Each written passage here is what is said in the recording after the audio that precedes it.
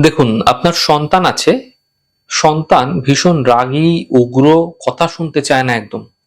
পড়তে বসতে চায় না। মুখে মুখে সর্বদা তর্ক করছে। যা বলছেন তার উল্টোটা করে বসে।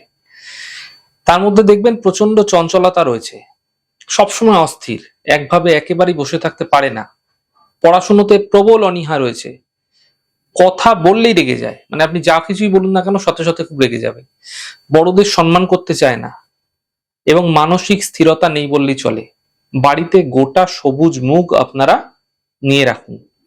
প্রত্যেক বুধবার দিন সকালবেলা সন্তানের বাবা অথবা মা এক মুঠো করে গোটা মুগ নিয়ে সন্তানের মাথা থেকে পা পর্যন্ত ৩ বার স্পর্শ করান। তারপর এই গোটা মুগ বাড়ির বাইরে অন্যত্র কোথাও যেখানে পাখিরা বসবাস করে, যেখানে গাছতলা রয়েছে সেখানে ছড়িয়ে দিন, যেন পাখিরা এসে তা খেতে পারে। এই প্রক্রিয়া করে চলুন। বেশ কিছু সপ্তাহ করতে থাকুন। ধীরে ধীরে সন্তানের মধ্যে পরিবর্তন দেখতে পাবেন।